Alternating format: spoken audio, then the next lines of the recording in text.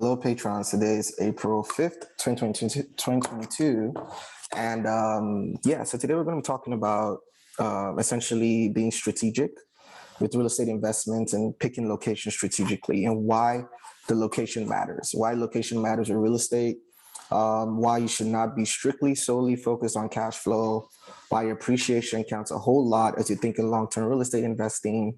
Just as a recap, obviously, in the previous sections in real estate, you've been on a series so far. We talked about, first things first, we talked about previously cash out refinance and ways to leverage your real estate equity. Along those lines as well, we commented on 1031 exchange, when to do a 1031 exchange versus a cash out refi based on cash and cash returns. We talked about home equity loan as an alternative to cash out refinance, especially when you're considering your primary residence, so the residence you're living in. We've also talked about prior to that, debt to income ratio, thinking about debt to income ratio in the context as an investor and how to be smart with it for your taxes. We've also talked about aside from that, we also talked about ways to avoid taxes in real estate. So we talked about like a 1031 exchange to avoid capital gains taxes. We've also talked about stepped up provision or stepped up basis rather. And we've also talked about leveraging trust to avoid estate taxes. Prior to that, again, as well, we talked about ways to sustainably scale your portfolio using the cash flow to debt ratio.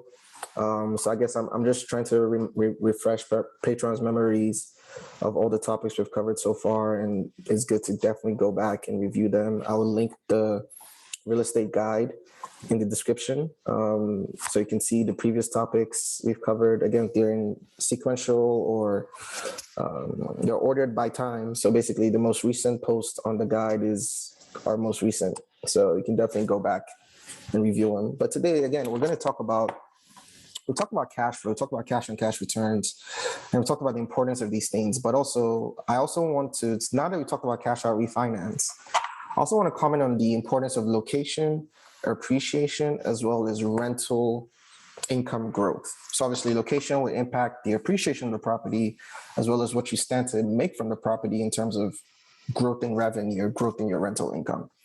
So you think about it, hot real estate locations. So for instance, we look at the past decade, California was a very hot location, New York. These are places where appreciation skyrocketed. It's very hard to find homes in these cities. So you're looking at specifically like San Francisco, Los Angeles, New York City. It's hard to find homes less than $500,000. Decent, nice home. So obviously we know this for a fact, it's been established, right? So typically the hottest real estate markets also, there's a correlation with higher rental income potential as well as investors. So they're tied together. And so this is why it's important to think about that. So I'm going to share my screen. And I'm going to walk through like a scenario today. So in this first scenario, right, we're going to look at some of the hot real estate markets right now for 2022.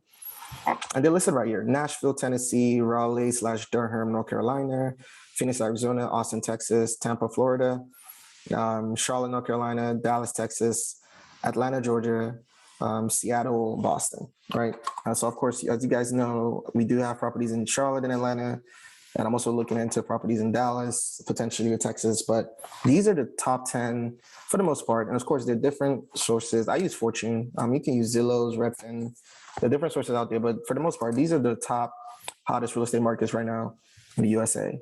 And so I'm going to use a comparison. I'm going to use Indiana, and I'm using Indianapolis specifically because I know I have patrons in Indianapolis, and I know it has great cash on cash returns potential and cash on return potential, but the real estate market is not as hot compared to like in Atlanta, which I'll compare it to, right here, Atlanta, which I'll compare it to.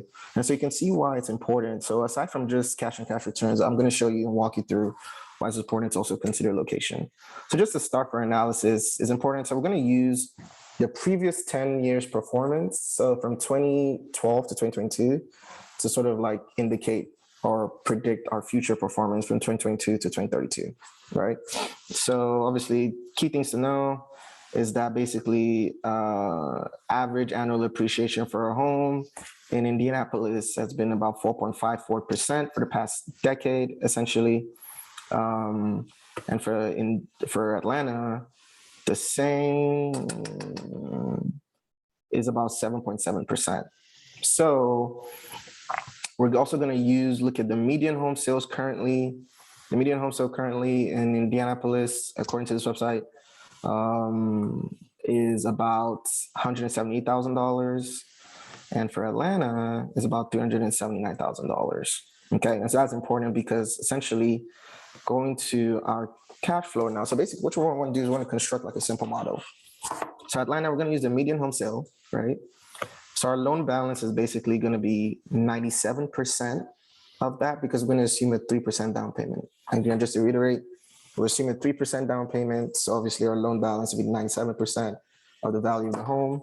So our down payment is roughly $11,400. Doing the math, and I've walked you guys through this in the former videos. I just want to show you that we've done that, obviously assuming 4.5% interest rate. And these are the other assumptions we made. That's what our mortgage comes out to. So doing the math, doing the math. Yes, so doing the math, you can see here that our mortgage comes out to about $2,420, right? And our utilities, and so this would be roughly about a 4-bedroom house. I did my research. About $380K will get you like a 4-bedroom house in Atlanta. Utilities about $350, and our revenue is going to be about $4,800 a month. So again, we've walked you through this. That brings our cash on cash returns to about 26%. Doing the exact same for Indiana, using their median home sale, we get a cash on cash returns about 35%. Okay, and this would be about a 3-bedroom home. And I did the digging. So of course, now initially comparing these two, just using cash on cash returns, which we've emphasized as a way to evaluate rental properties, and again, it's a valid way to do so. It might seem that Indiana is a much more attractive deal. And while it might do so, because again, of course, if you think about it, in our cash returns, we always assume 25% of the purchase of the value of the home or purchase price of the home. And it might seem like an attractive deal, of course, because it's cash flowing pretty well. And of course, it's a much cheaper home compared to Atlanta.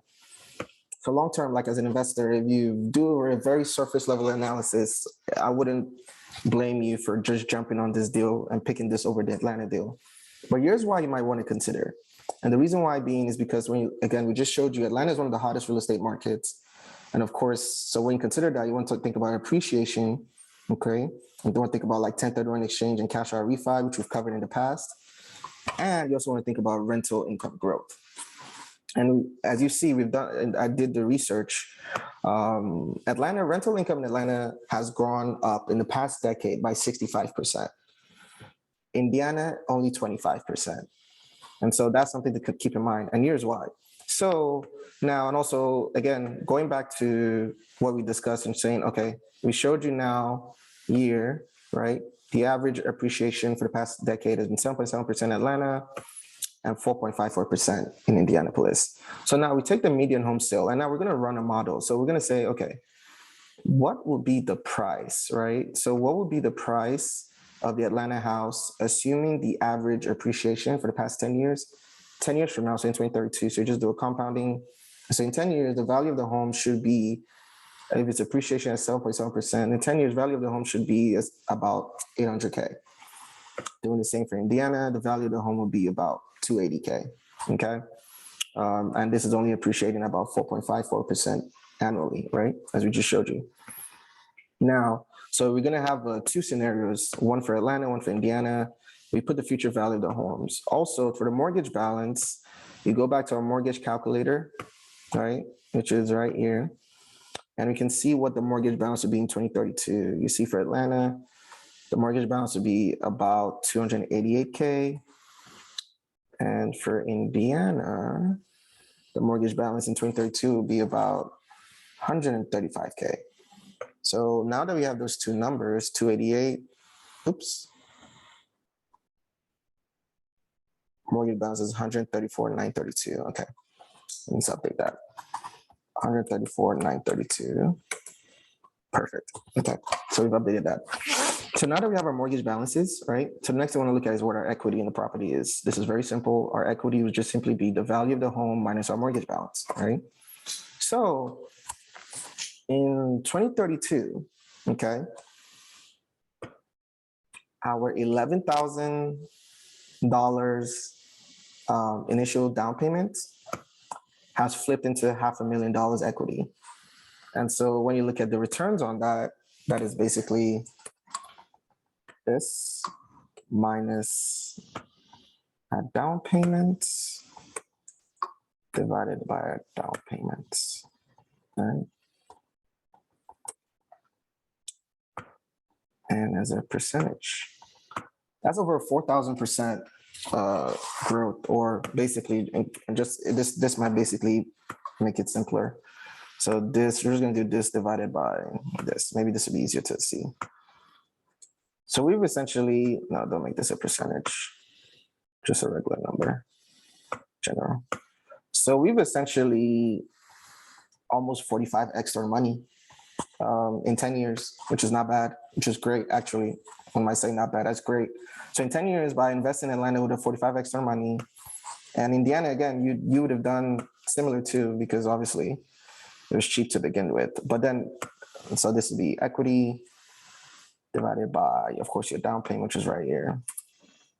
We did 27x your money, again, which is great too. I don't want to minimize this, right? This is also a great achievement. But again, it's just showing you how the rate, or the rate of growth and appreciation could far outpace like maybe your monthly cash flow, or the rate of growth and appreciation in some cities could far outpace others.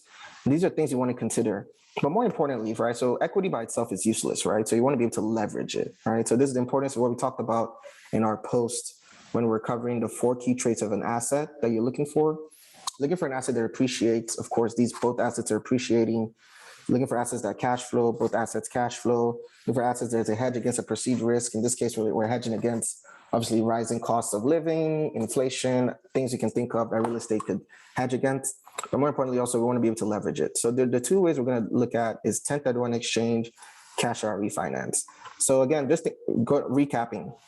In this first scenario, we put 11,400 down. We flipped it to about 500K. Similarly, in this case, we do the same thing. We flipped it to about 142. So one was a 27X. The other was a 45X. So now you can see now when we factor in appreciation, this looks like a much more attractive deal in Atlanta over to Indiana, right? So which is why it's important not just to consider cash on cash returns alone, but also let's look at even one of 1031 exchange. 1031 exchange, like we recapped last time, just assume that, if you decide to 1031 exchange, you're going to do about 93%, right? So 93% of the equity is about 473K. Great. 93% of the equity, 132K. But also, let's look at the scenario we want to do cash out refi. So walking through what we walked you through in the previous video, we have our cash out refi again, which is 75% of the value of the home, right? Minus your current mortgage balance, right? And you minus any closing fees. And closing fees are roughly 2% of the purchase value. So when you're refinancing, the new value of the home will be about 800K, 75% of that minus the current mortgage balance, which is 288K, minus 2% of the purchase value of the home at the time of refinance. And that this is essentially going to cover like your closing costs, closing fees, and all that. Okay. So cash out refinance, you stand to pull out 294. Okay, awesome. And then of course you have your new mortgage balance, walking through the math. But what's important, one thing I do want to point out here is this is where I talk about revenue growth or appreciation. So even with this, right, I only assumed a 30% growth. So keep in mind, in reality, actually, like I said, in Atlanta, the previous 10 years, it's gone up 65%. And it's very possible. So basically, what I'm saying is like right now in Atlanta, right, if you're to cash flow this or rent this via pad split, you can rent it for about 1,200 months per bedroom, right? So you simply do 1,400 divided by 4 bedrooms, about 200 months per bedroom. What we're saying is that basically in Atlanta, if you do the full 65%, they're predicting that you can rent each bedroom for about $1,980, which is very possible. As again, if you live in Atlanta, live in any major city, so even consider like LA or San Francisco, living in LA 10 years ago in 2012 versus living in LA now, cost of living is very different. I can even speak for Atlanta. I moved to Atlanta back in 2013 for college. And I can tell you for a fact, to rent a studio back then was $700. to rent a studio now in Atlanta, you're looking, and this is since 2013 to now, it's like $1,800, right? So almost 10 years, right? So again, say we do 700, so that's almost like a 2x, like a full, that's over 100% increase in the past 9 years, right? Just looking at renting a studio, right? So again, so this is what it really should be, but actually I wanted to be conservative. I said, okay, say we do this, really, the cash and cash returns is up there to 52%. So again, I want to reiterate that. That's another thing, really cool thing about real estate. Even though we pull out almost 300K equity, our cash and cash returns technically goes up, provided we're investing in a very high appreciating area, because the difference in or increase in mortgage, right? So your mortgage has gone up from 2420 to 4229, so almost $2,000 will be accounted for or covered for by your increase in revenue that comes with just a rising cost of living, being in a hot real estate market. So that's one of the major hacks that you should always remember and keep in mind. But going back to the example, we're gonna just assume 30%, so almost half that, just to be conservative. And so I see our cash on cash returns actually stays fairly constant, despite that our mortgage increased by nearly $2,000, $1,800 to be specific-ish. Our cash on cash return stays fairly constant, and our net cash flow isn't impacted severely because of a rise. So this is still a very good deal. Remember, like I said, in any real estate investment you have, you want the cash and cash returns to be about 20%. So this is still a very good deal, because in this case, cash and cash return will be 25% of what you put in initially. Oh, sorry, that should be 25% of what you put in initially, which is 25% of, yep. So 19%, sorry, yes, that's more accurate. And in this case, this should be 25% of,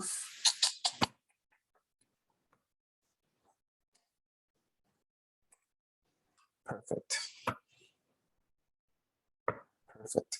Okay, so in this case, actually, yeah, so it did drop, my apologies. It did drop, assuming the 30% rather than 65% increase, but not by a whole lot, and it's still above 18%. So again, like I said, as long as it's above 18%, you're in good shape. So this is still, I'll call, I mean, you're right on the edge, of course, but I'll call this still, despite putting up 300K, very decently cash flowing property. Now, if we do hit that 65% increase as we expect to, then of course, you know, just to reiterate, we want to do 25%. If you do hit the 65% increase, of course, you can see now our cash on cash returns goes up to 40%, which is great. But again, let's just be conservative. We're going to assume 30% increase. Similar to Indiana, as you can imagine, we're also going to assume Indiana is 25%, so we're going to assume a 12% increase, right? So we're going to assume a 12% increase in revenue, and that brings our cash on cash returns to about 31%, which is slightly lower than this, but again, still a very good cash flowing property. But overall, the main idea or the main drive on point here is this.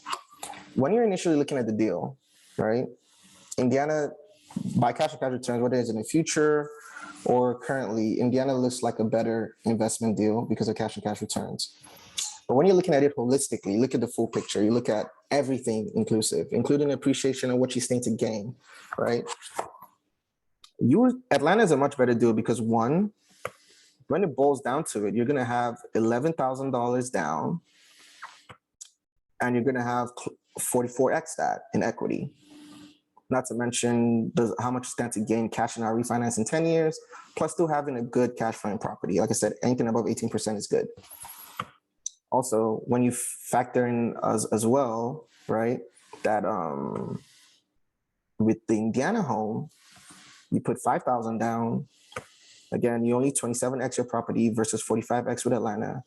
And also with Indiana, right, you're not cash flowing, when it boils down, although the cash on cash returns is higher, you're not cash flowing as much compared to Atlanta, where you're cash flowing 2,000, right? So, you know, it's one of those things where I guess it depends. Like if obviously you don't have $11,000 to put as a down payment, obviously, then this is not an option. Indiana is still a very valid deal. But I do wanted to make this video just to keep this in mind and have patrons thinking about ways just beyond just cash flow, beyond cash on cash returns, ways to strategically think about your equity, your portfolio, your net worth, and yeah, just ways to also leverage that equity. So in this case, right, just going over what we discussed in the previous video, we could also pull out this money, 300K, and go use it as a down payment to buy 2 other properties or 3 other properties like this. So if we do, assuming a 25% down payment, right, on a home like this, that's about 200K. So we can use this to buy another home like this that cash flows us just as well, and probably even put more towards the down payment. And I assume 25%, but really you only need to do 20% for investment properties. So yeah, so comfortably we should be able to buy 2 investment properties just like this one, because it's about 300K. It's gonna be 160. You might need to put in like an extra 20K or so on top of what we refi, but we can take out this money, right? Take out this money, add like another 20K, 25K to it. That'll be like 320, and comfortably buy 2 investment properties, 20% down each with this money in the year 2032. So yeah, again, this is just a recap, just to show you how to be strategic, thinking about real estate, looking just beyond cash flow, considering as well appreciation, hot markets, how that will impact as well your revenue growth and things like that. I definitely want to be strategic. So you want to look at, okay, what are the markets? What has been the rental income growth for the past 10 years in this market? What has been the appreciation for the past 10 years compared to national average? These are all things you want to begin to start thinking about as an investor. And essentially, here's why. Because again, like I said, equity in real estate is great because you can leverage it, whether it's cash out, refinance, and take that on exchange. And just to recap, these are all tax-free ways to leverage that equity. And with that, we're signing out. I hope everything we said makes sense, and I hope it like gives you some perspective as to why you want to think beyond just cash flow, and also think about appreciation, equity, and looking at real estate deals from a holistic standpoint. And with that, we're signing out. Take care, guys.